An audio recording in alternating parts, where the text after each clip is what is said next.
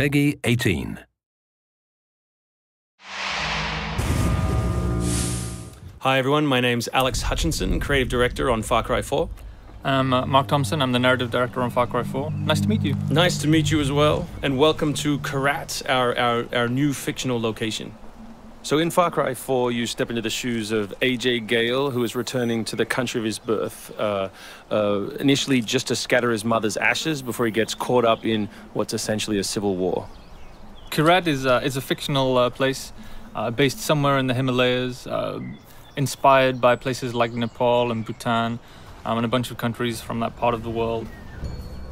So looking out there, one of the core things of any open world game, that sort of excitement and mystique and hope of an open world is, what is all that smoke coming from? What temples are out there? What secret locations? So we've peppered the world with different places to find, all of them filled with loot and secrets and collectibles and all that good stuff. And of course, the open world of Far Cry is densely populated with a variety of different animals, beasts. And also that's some kind of yak. I don't even know what that animal was. Yak, I believe. Is it yak? With next-gen fur. Next-gen fur, that's true. Individually modeled hairs. So you see here with the eagle, you won't see it in this demo, but you can be attacked from above for the first time in a Far Cry game. So we've tried really to play with verticality, to have threats above and below you. And obviously you can still get involved in the ecosystem of the animals and hunt. And you can throw bait now. Yes, to attract animals. And stuff like the eagle stealing the morale of the goat. Like, it isn't scripted, that's just what happens at the intersection of those two different AI systems talking to each other. The goal being that every player tells themselves a different story, that they get different surprises, that they have a different story to tell their buddies when they come to work the next day or go back to school or whatever. So there are a bunch of new tools in Far Cry 4, one of which you'll see here is the grapple. We wanted to make something that allowed you to clamber over those annoying cliffs you sometimes came across in Far Cry 3, and something that would also lean into the much more vertical, much more mountainous regions we were building in this game. And that was a pretty simple example, but the level designers get pretty crafty with the setups. We have these areas we're calling adventure zones in the new game, which will take you to places like temples, which you can see from afar, and force you to use the grapple in sort of really interesting and different ways.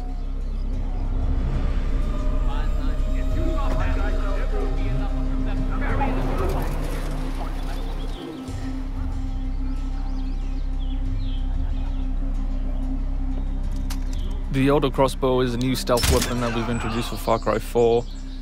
It adds a little more versatility than the bow did in Far Cry 3. Obviously it sacrifices the long range for rapid fire, but it's still a super useful stealth weapon. So this is one of my favorite bits. If you look down when you're meleeing in the new game, you kick. So you can do all kinds of fun setups such as that. Kicking things is hilarious. I expect people around the world to be kicking rocks, explosive barrels, dead bodies come November.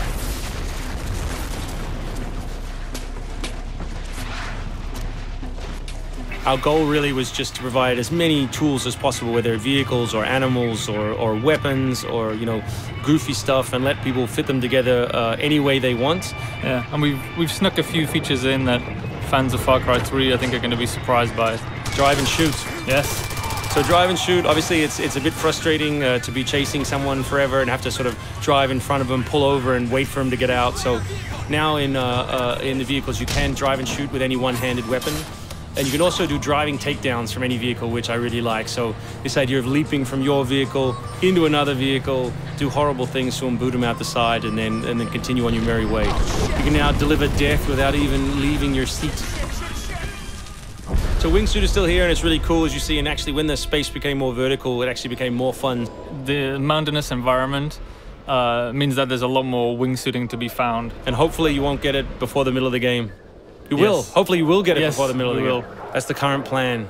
But we are many months away from watching you guys abuse us online. Means that there's a lot more wingsuiting to be found. And hopefully you won't get it before the middle of the game. So here you'll get a look at elephants.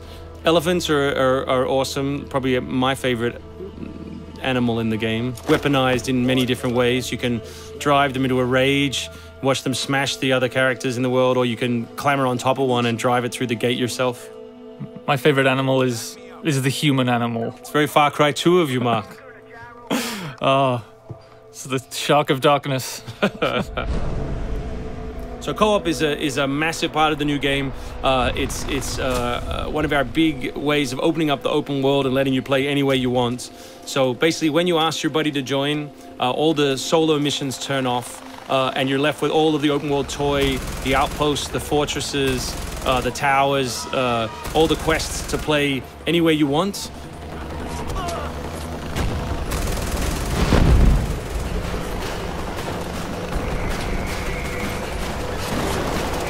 All right, let's do this. What do you think of the Buzzer, Mark, which is a small one-man helicopter? It's very red. No, but it's cool because it gives like this almost like developer perspective on the world. Like you normally in Far Cry 3 you could never really see an outpost, or you couldn't engage with an outpost from this kind of vantage point, which is really cool. So the outposts from Far Cry 3 were like the template for the fortresses. They're kind of like bigger, better, more badass version of the outpost to more badass. To paraphrase Cliffy B. Badassitude. So imagine charging that vehicle, you know, atop the elephant as opposed to just watching it happen. We spent a lot of money on that feature. Yeah, a lot of money. Perhaps we could have put that in a video. Very expensive. So thanks everyone for watching. We really appreciate your time and we look forward to showing you a whole lot more gameplay in the coming months. The game ships, of course, November 18th worldwide on PS3, PS4, Xbox 360, Xbox One, and PC.